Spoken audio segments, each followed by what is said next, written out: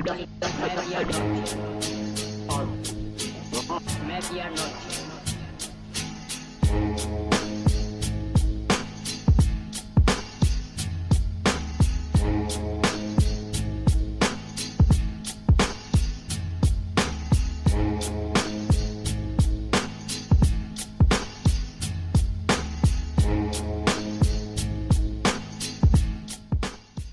Bonjour ou bonsoir à tous en fonction du pays et de l'heure auquel vous nous écoutez. Bienvenue pour ce nouvel épisode de Bola Latina, le podcast 100% football latino de la rédaction de Lucarne Opposé. Avant de nous lancer dans cette émission, je vous encourage à nous suivre sur les différents réseaux sociaux, à venir interagir avec nous sur ceux-ci.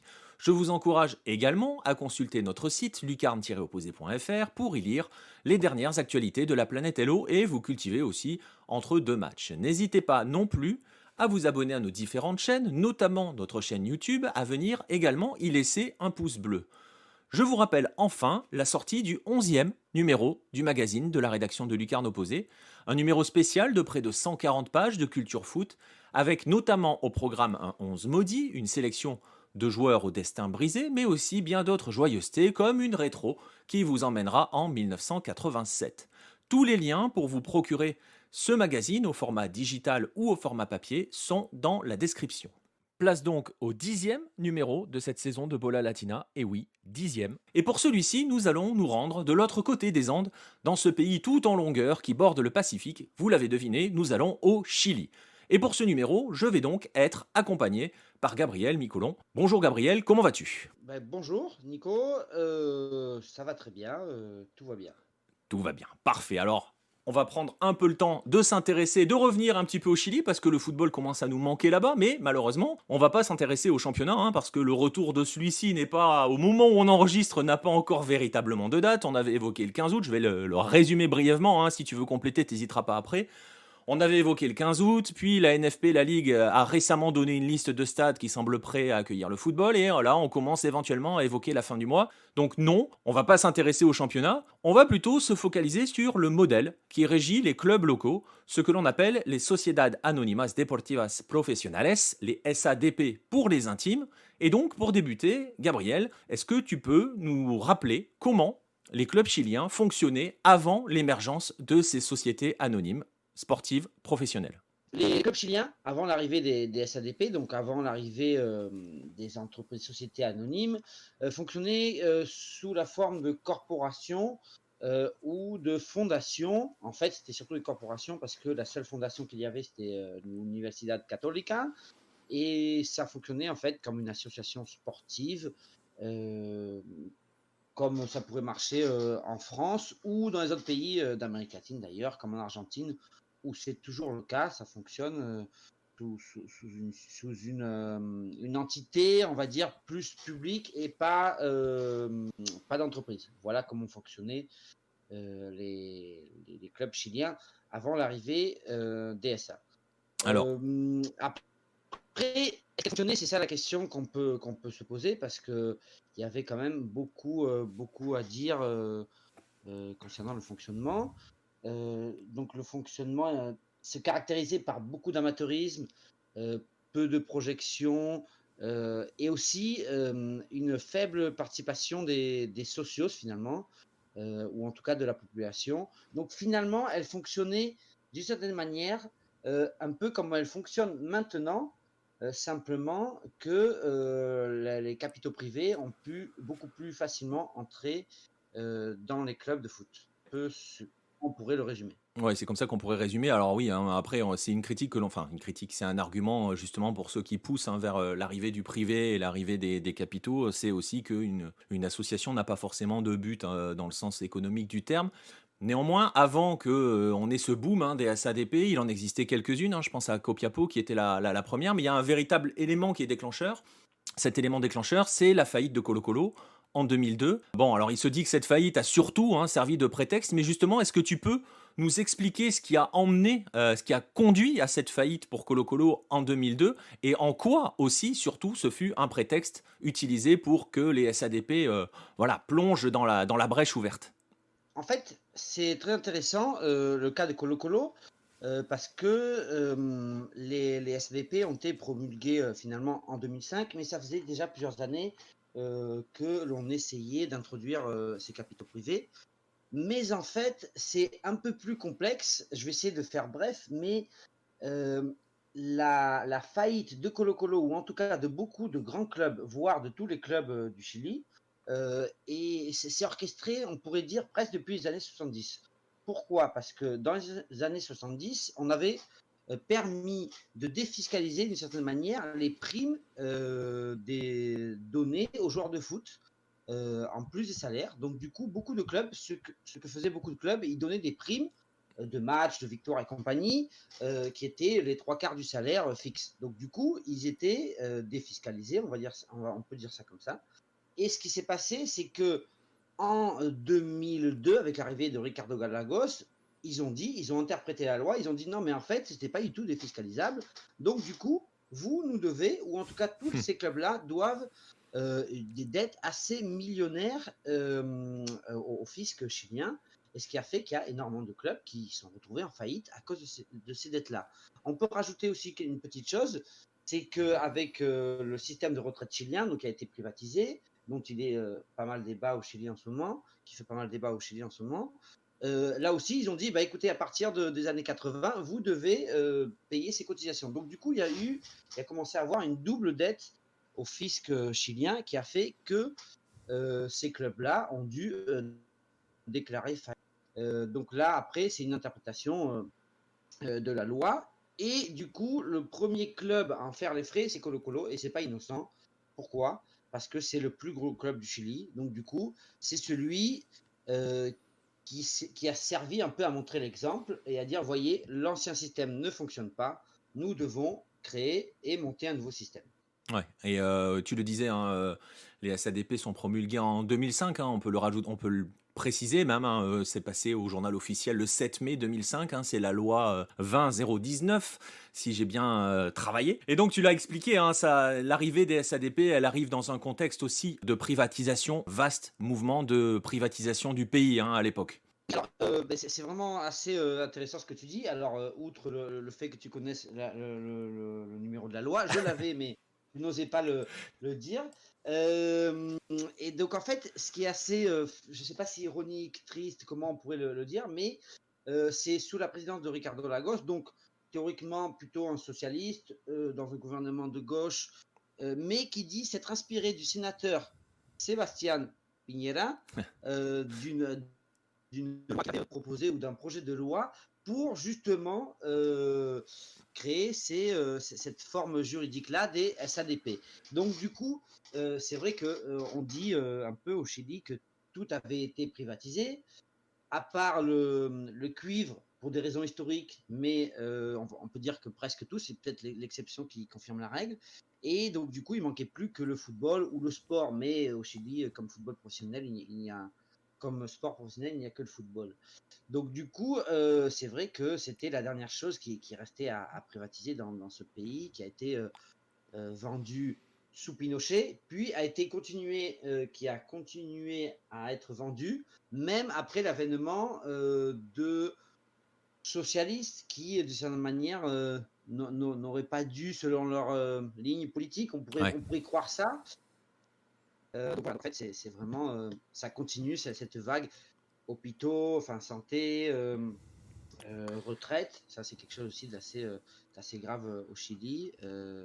Donc ce n'est que finalement la continuité de cette Ouais. politique néolibérale. Ouais, le football, c'était un petit peu le village d'Astérix qui résistait. Et tu l'as dit, hein, déjà sous Pinochet, ça commençait, hein, on peut parler des universités, des universidades, hein, qui ont pas mal souffert aussi à ce moment-là. On en reparlera. D'ailleurs, je vais faire un petit peu de teasing parce qu'il va être question des universités chiliennes dans le magazine numéro 12. Alors, vous avez encore le temps, hein, c'est pour la rentrée. Mais voilà, il en sera question. On y reviendra un petit peu plus tard. Alors voilà, on a vu, hein, il y a un contexte qui fait que, bah, tu l'as dit, hein, on va employer le terme, hein, il faut vendre le football au privé. Donc le football est vendu au privé et donc on va aborder maintenant les conséquences de cette arrivée, de l'arrivée de ces SADP. Et l'une de ces conséquences-là, et c'est assez amusant parce que, enfin amusant en façon de parler, hein, c'est aussi ce que l'on reproche par exemple aux joueurs de football. Là, ça va être au niveau des dirigeants, c'est qu'on va assister surtout à l'arrivée de mercenaires aux commandes des clubs. Alors tu l'as cité, ce très cher Sébastien Piñera, qui lui était supporter de la Católica et qui arrive aux commandes de Colo-Colo, mais on peut en citer d'autres, hein. Je pense à Harold May-Nichols, qui lui a laissé une autre trace, hein, dans l'histoire du football chilien plus récente, hein, puisque c'est grâce à lui, hein, que Bielsa est arrivé à la tête de la sélection, mais lui était passé par la Católica, et aujourd'hui, il est à Colo-Colo après avoir proposé un projet à la OU. Donc voilà, ça pose des petits problèmes de mercenariat au niveau des dirigeants. Au niveau des supporters, comment on vit cet aspect mercenaire des dirigeants aux commandes des clubs? En fait, moi je pense, sans avoir fait forcément une enquête très exhaustive, mais je pense qu'on le vit finalement comme une espèce de fatalisme, un peu comme avec les joueurs de foot actuellement, que de toute façon, ça change rien. Enfin, s'ils veulent Ouais. faire de l'argent, ce n'est plus que pour de l'argent que le foot existe, on pourrait dire ça comme ça. Mais c'est assez intéressant ce que tu disais, enfin la personne que tu citais, Harold Mike Nichols, parce que justement il avait écrit une espèce de tribune à la fin de l'année dernière, où il disait qu'il fallait faire assez attention à la propriété des clubs chiliens, parce qu'il disait sur les 32 clubs professionnels chiliens, il pourrait y avoir 32 propriétaires étrangers, et que du coup, s'il y avait 32 propriétaires étrangers, il pouvait y avoir un président de la NFP, puisque ce sont les clubs qui élisent le président étranger, donc du coup, qui choisirait le sélectionneur et compagnie, et qui choisirait la politique sportive du pays. Donc il disait qu'il fallait faire très attention à ça. Et pourtant, Mike Nichols est quelqu'un qui est plutôt favorable au SADP, mais qui dit qu'il faut qu'elle soit régulée. Alors après, il y a plusieurs écoles, il y en a qui sont contre, il y en a qui sont pour, mais c'est assez intéressant sa vision des choses. Donc après, comment on vit, pour revenir un petit peu à la question que tu me posais, je pense que Ouais. on, On s'est résigné, on fait comme on avec ça les le footballeurs. fatalisme. Ouais. Tant que le projet est bon, on y va, quoi. Oui, oui, mais par exemple, j'ai découvert aussi que dans les actionnaires de la Católica, il y a des actionnaires aussi de la U de Chile. Donc en plus, entre ennemis, ils sont actionnaires entre eux. En plus, des familles qui sont des familles très riches. On dit souvent que les Chiliens, même qu'il y a 3 ou 4 familles qui dirigent le Chili, bah, finalement, dans le football, c'est un peu pareil. Donc du coup, le foot n'échappe pas au libéralisme. Ouais, et c'est intéressant que tu aies donné, hein, l'exemple de la tribune de Maine Nichols, justement parce que, et c'est l'un des dangers, mais c'est aussi ce qui arrive déjà. L'autre conséquence on va dire, on va utiliser un terme un peu général, même s'il n'est pas forcément approprié, mais de cette ouverture des capitaux au privé, c'est justement l'arrivée de capitaux étrangers et de multipropriétés étrangères. Je pense par exemple au clan Bragarnik, qui possède plus ou moins officiellement, plus ou moins directement plusieurs clubs chiliens. Le plus connu d'entre eux, parce que c'est celui qui fait sportivement le plus parler de lui ces derniers temps, c'est Unión La Calera, mais il y en a d'autres. Bragarnik, c'est un agent argentin, hein, c'est le nouveau baron du football argentin en termes d'agents, et il possède entre guillemets quelques clubs en Argentine, il en possède quelques-uns au Chili, il a des hommes, on va dire des hommes de confiance qui possèdent d'autres clubs au Chili, on voit certains des hommes de l'écurie Bragarnik transiter par différents clubs, notamment des clubs chiliens. On se souvient que le Chili a été aussi pointé du doigt à une époque, hein. On connaît tous en France notamment l'histoire des Rangers de Talca qui illustrait le côté paradis fiscal du Chili. Est-ce que cette ouverture, cette porte ouverte aux capitaux étrangers sans forcément vérifier totalement d'où ils viennent, hein, parce que les fonds de Bragarnik ne sont pas encore complètement clairs, c'est un autre débat, est-ce que cette privatisation n'a pas justement accentué le risque d'un retour à cette sorte de spéculation sur les clubs chiliens? Ben, moi, je dirais que tout à fait, hein, c'est quelque chose qui, qui pourrait faire plonger le football chilien, en tout cas le football de club, mais le football de club, c'est aussi le football de sélection, puisque c'est quand même eux qui forment les futurs joueurs. Mais ça, c'est quelque chose d'assez dangereux. Pour le moment, il y a à peu près 5-6 clubs chiliens qui sont propriétés d'étrangers. Hmm. Donc, il y a là où il faut préciser que ce club, l'année dernière, c'était le 4e budget du Chili, alors que c'est le club d'une ville assez moyenne, même si c'est une ville où il y a un peu d'argent aussi, mais quand même, on n'aurait pas cru que ce serait le 4e budget. La Calera aussi, c'est l'ancien club de Radoué, donc l'ancien directeur, enfin président de la NFP qui avait été élu au terme d'un quiproquo, d'une trahison assez monumentale envers Mike Nichols et Bielsa, justement, qui la Ouais. veille de l'élection est allé voir tout le monde et avait dit oui, je vais voter pour vous, je vais voter pour vous, et qui le lendemain fait une trahison, qui du coup avait joué pour le camp Segovia, qui est un espagnol propriétaire de l'Union Espagnola et qui devait être le nouveau président de la NFP, mais comme les statuts s'y opposaient pour le moment, eh ben, il n'a pas pu être président de la NFP. Du coup, ça a fait tout un imbroglio. Et on voit d'ailleurs ce Radoué qui avait été impulsé par les présidents de club, dont Segovia, sans scrupule, et qui maintenant est recherché, ou en tout cas pour l'instant encore protégé par le FBI en tant Ouais. que témoin. Il est témoin, ouais. Donc je dirais presque que le mal a été fait. On voit aussi dans ces propriétés étrangères de clubs, il y a le groupe de Pachuca au Oui. Mexique qui a pris la propriété de. On ne sait pas très bien comment et pourquoi. Ils arrivent avec des grands discours. Oui, on va révolutionner le club. Bah, pour l'instant, ils ont flirté avec la relégation l'année dernière, mais aussi ils bénéficient d'investissements de la part de la NFP en termes d'infrastructures sportives à moindre coût, finalement. Et on voit aussi la prise de participation d'étrangers dans des clubs très moyens. San Luis Quillota, j'ai du mal un peu à comprendre l'intérêt d'investir dans un club comme ça. Et je reviens aussi sur Segovia, parce que c'est quand même un cas assez important. Segovia, je pense que le club de l'Union Espagnola, il utilise simplement à des fins promotionnelles de son université SEC, qui a des problèmes de fraude sur des diplômes, des choses assez folles. Donc du coup, il tente à travers le football de s'acheter, je ne sais même pas si racheter, mais acheter une image qui est Ouais, alors qu'il y a une chose frauduleuse, voilà, sur le ouais. dos du football. Ou en tout cas Donc de c'est détourner mal fait, l'attention. mais il pourrait être encore pire. Ouais, Ouais, donc voilà. on le voit, ça a ouvert à la spéculation, il y a toutes les dérives qui y sont malheureusement liées. Euh, on va faire un petit clin d'œil, on va attendre l'arrivée d'une nouvelle filiale de Manchester City au Chili. Bref, parenthèse fermée. Mais si on en revient justement sur le fonctionnement des clubs, hein, on est en train de dresser un petit peu le portrait général et les conséquences de l'arrivée des SADP dans le football chilien. Ça a aussi fini par ne plus laisser aucun pouvoir aux corporations, dont tu expliquais hein, que c'était le mode de fonctionnement autrefois, ces associations sportives tout simplement, qui sont véritablement celles qui maintiennent et qui maintenaient le lien social, le lien notamment avec les supporters, mais qui ont aussi un rôle social. On l'a vu notamment lors de la crise de 2019, on a vu les corporations prendre parti, prendre position plutôt que prendre parti d'ailleurs, prendre position, ce que les SADP ne pouvaient pas faire durant cette crise, de par leur statut. Est-ce que tu peux justement nous détailler où elles en sont, ces associations, ces corporations? Il leur reste quoi comme rôle aujourd'hui? Alors en fait, il faut dire qu'il y a des clubs où il n'y a plus du tout de corporation ou d'association sportive. C'est devenu directement une société anonyme, SADP. On parlait de Copiapó, c'est la toute première en 1999. Elle est née en tant que société anonyme. Ouais. Magallanes, qui est le premier à se transformer en SA, justement, c'était une SA et pas SADP.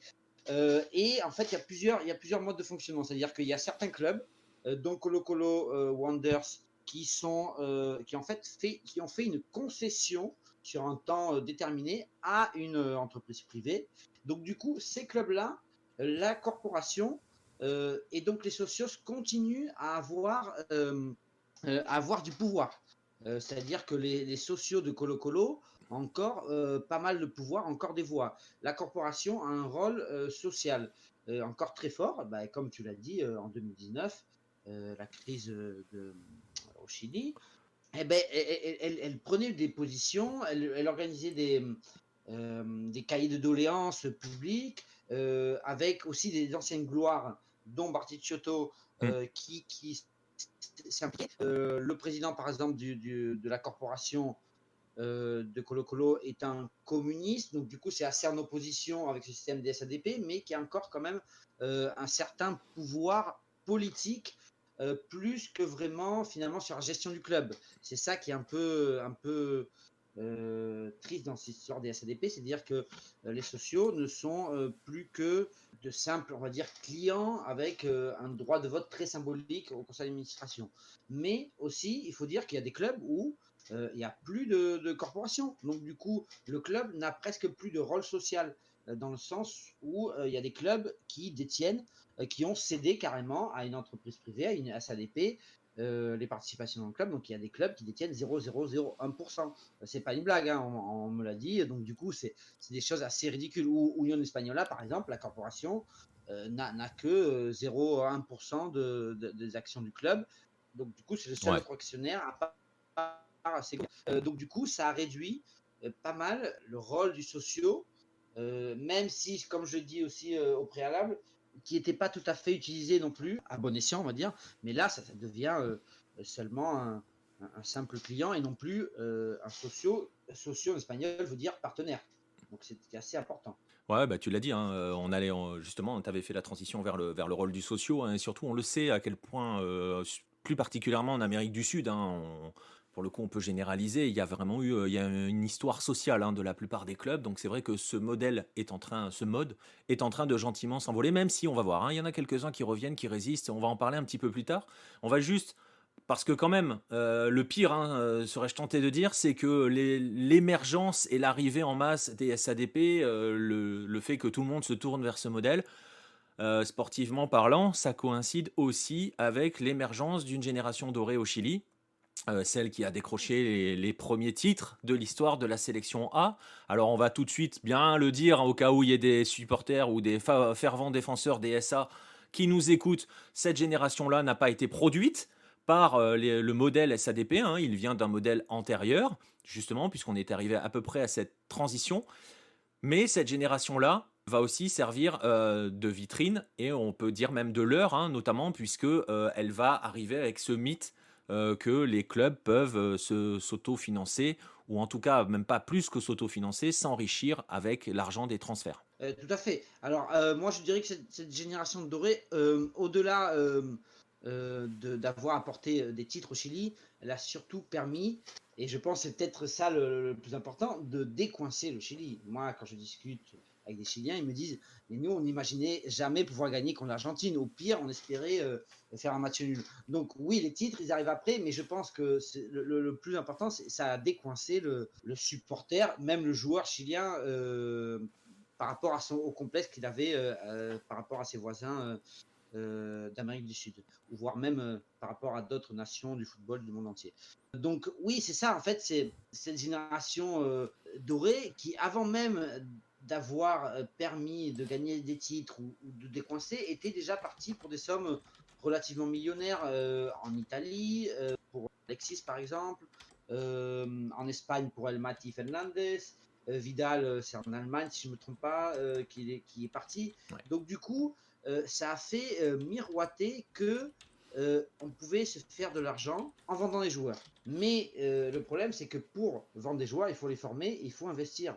Et c'est que beaucoup de ces sociétés-là, de ces investisseurs privés, ne souhaitent pas investir dans la formation parce que c'est long, parce que c'est coûteux, parce que le retour sur l'investissement peut être assez long. Donc du coup, ils sont arrivés en pensant, ah bah oui, bah, de toute façon, il y a de l'argent à se faire, regardez ce qui sort dans la presse et compagnie. Donc du coup, je ne vais pas dire que c'est un malheur, parce que forcément, toute la joie que ça a apporté au football chilien, mais ça n'a pas créé une émulation sur l'investissement dans la formation de nouveaux jeunes joueurs chiliens. Et on le voit actuellement, les nouveaux joueurs chiliens produits qui sortent, il n'y a pas de crack ou peu de crack. Ah, il y a un vide Alors qui arrive oui, chez les jeunes, ouais. oui, les joueurs chiliens s'exportent un peu mieux parce qu'ils ont une meilleure image, donc du coup ils sont vendus un peu plus cher qu'à une certaine époque. Mais c'est assez triste pour l'avenir du football chilien. Ça. Ouais, exactement. Et alors, justement, alors on a fait un petit peu, hein, on va dire, le bilan. Et avant, justement, de partir sur cela, on peut évoquer quand même un club, tu vois, j'allais l'oublier dans l'histoire. C'est qu'il y a des clubs, hein, qui vont profondément souffrir du modèle DSA, notamment un club historique. Alors, forcément pas un géant, parce que c'est vrai que très souvent, dans l'imaginaire collectif, quand on parle de club historique, voilà, on imagine ceux qui raflent tous les titres. Mais non, un club historique du paysage chilien, c'est le Deportes Concepción qui va véritablement, lui, prendre de plein fouet et souffrir véritablement du modèle DSA. Oui, complètement. Déjà, il a souffert d'une gestion assez calamiteuse Ouais. du matériel. Et il y a des gens qui arrivent, des investisseurs, et qui disent, écoutez, tout va bien se passer, on va mettre de l'argent et vous allez voir, on va redresser le club. Et en fait, finalement, non, pas du tout. Et donc une faillite, et il quitte le football professionnel. La CDP, je crois, arrive en 2008, et en 2015, je crois, qui disparaissent du monde professionnel chilien. Donc du coup, ça a été un traumatisme assez fort dans la région de Concepción, parce que c'est vraiment un des clubs historiques de la région, de la ville, qui est une ville qui compte quand même des clubs assez intéressants, comme le Fernández Vial, qui lui aussi a souffert, pas forcément des SADP, mais ça n'a pas du tout arrangé l'histoire. Et donc du coup, qu'est-ce qui s'est passé? C'est que les gens, les amoureux du club, les amoureux du football, ont dit, bah, écoutez, on va reprendre le club et on va faire une SADP, mais dont ce sont les socios qui, je crois que c'est sous la forme SADP, je suis pas sûr, je suis pas sûr à 100%, mais je crois bien qu'ils ont fait une SADP, mais ce sont avec un actionnariat populaire. Et qu'est-ce qui s'est passé? Déjà, ça a commencé sur le côté social, c'est-à-dire qu'on a commencé à faire des activités pour les jeunes, que ça allait même de cours d'échecs et des choses vraiment très sociales, de faire des repas de quartier et compagnie. Et à travers ça, bah, ils ont réussi à retrouver le monde professionnel l'année dernière, je crois bien, en 2019, après 4-5 années de disparition totale. Je crois qu'ils ont joué très peu de matchs, ils n'étaient même pas dans un championnat de football. Donc du coup, il y a je dirais, contre-modèles peut-être, mais ils sont rares. Bah, disons que le modèle de Conception, c'est une sorte de modèle hybride en fait, hein, entre l'ancien système et le nouveau système. C'est peut-être la solution. Tu disais, la transition est toute trouvée. Quelles sont les autres alternatives hein, concrètement hein? C'est la question qui est ouverte par le cas du Deportes Concepción et le fait qu'il revienne maintenant sous une autre forme, dans son fonctionnement, on l'a bien compris. Et il y a un autre exemple qui, lui, pour le coup, est encore plus historique. J'ai envie de dire, si on doit classer les historiques, on va parler quand vous allez à Valparaiso et que vous croisez les gens du club, le mot qui revient tout le temps, c'est Decano del Fútbol Chileno. On va parler des Santiago Wanderers qui, eux aussi, sont partis sur un autre mode de fonctionnement. Alors là aussi, bah, la CDP est arrivée en 2008, et c'était peut-être un peu avant, oui, non, je crois que c'est 2008.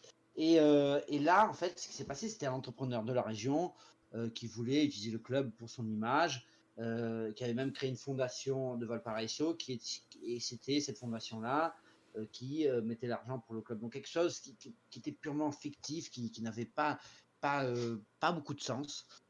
Et donc, en fait, il y a eu des mouvements populaires de lutte contre ce propriétaire de la SADP, des mouvements vigoureux, vraiment un gros mouvement très intéressant. Et ce qui s'est passé, c'est que en 2019, donc l'année dernière, même ça se sentait venir, et ben, en fait, les socios, on va dire, ont gagné, on va dire, au point, dans le sens où cet entrepreneur, un peu las de ne pas avoir de reconnaissance, qu'on n'arrête pas de lui ressasser que utiliser le club à des fins personnelles ou politiques, au lieu de fins de développement du club et de la ville, a fini par dire, au lieu de vendre la SADP, ce qu'il aurait pu faire, comme toute SA, il a cédé aux socios du club pour, j'allais dire 1 euro, mais plutôt 1 peso symbolique. Donc du coup, le club est redevenu de ses socios.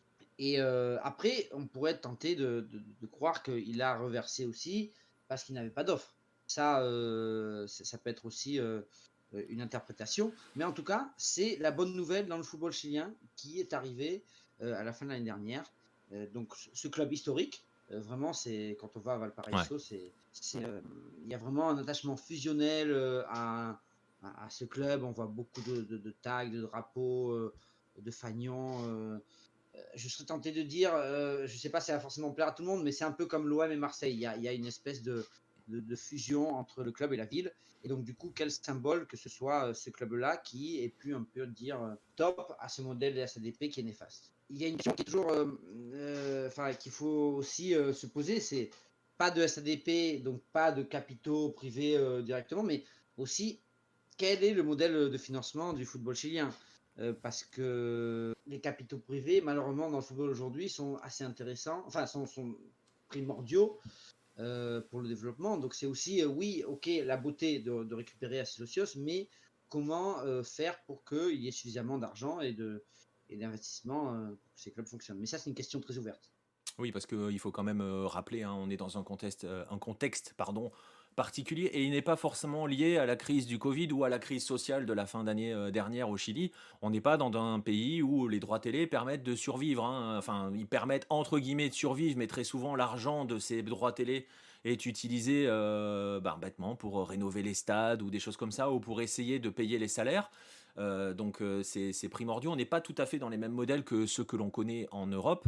Et donc justement, on est dans un football chilien, tu le disais, quels peuvent être les autres moyens de financement, quelles peuvent être les voies de sortie, entre guillemets, si jamais on devait sortir des SADP. Je pense que nos auditeurs le comprendront en fond, on ne pourra pas sortir du modèle des SADP et revenir à 100% aux associations. Dans le monde moderne, c'est juste pas possible. Encore moins au Chili, avec des clubs qui n'ont aucun moyen.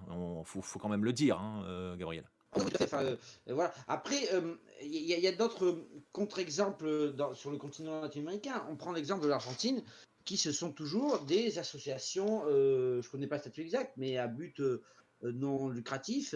Et justement, le président Macri, lui, pousse et pousse pour aller vers un système de société anonyme. Et justement, l'Argentine qui arrive au niveau continental à fonctionner avec des structures que certains libéraux pourraient considérer archaïques ou qui pourraient être considérées archaïques dans ce monde moderne du football. Donc du coup, il y a notre voie, seulement il faut que le Chili trouve la sienne. Ouais, il va falloir qu'il trouve la sienne. On vous invite, hein, si vous voulez en savoir un petit peu plus, par exemple, sur justement les problèmes financiers des clubs chiliens, le fait de... On parle de beaucoup de la première division, mais la deuxième division, c'est pareil, voire pire. On va dire les deux premières divisions professionnelles sont dans un équilibre très très précaire. On parlait en tout début d'émission du retour sur le terrain du football, de la reprise du football au Chili. On ne sait pas non plus si tous les clubs vont repartir dans un état qui permet véritablement de fonctionner. On verra, ça sera l'objet de d'autres débats. Donc je vous invite, si vous voulez en savoir plus, je vous partagerai le lien. J'avais écrit un article au sujet de la précarité du football chilien. Et justement, on évoquait ces dangers de l'arrivée des capitaux étrangers, du clan Bragarnik, de toute la clique argentine qui était en train de s'installer autour de certains clubs chiliens, ceux dont on a parlé dans l'émission d'aujourd'hui. Le Chili dans un équilibre précaire. Il n'est pas forcément, contrairement, hein, c'est pareil, hein, nous faites pas dire ce qu'on ne dit pas, provoqué par les SADP. Gabriel l'a très bien dit au début de l'émission, le système était déjà précaire avant que les SADP s'installent. Mais on va en retenir ces mots, hein, Gab, sur ce que tu as dit à la fin, au Chili, de trouver sa voie, tout simplement. Oui, et pour ajouter quelque chose justement, en fait, il y a 4 clubs professionnels qui encore cette structure d'association ou de corporation, on va dire, sans société anonyme, sans SADP. Et en fait, il y a Cobresal, Curicó Unido, Universidad de Concepción et Puerto Montt. Deportes Puerto Montt. Et justement, ces 4 clubs sont des clubs plutôt bien gérés.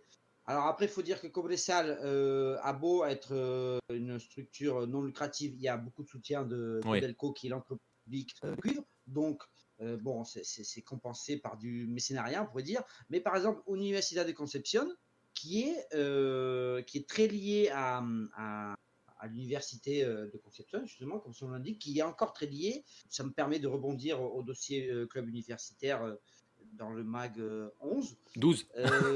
12, pardon. Et du coup, c'est le seul club sur les 5 dernières années qui est bénéficiaire.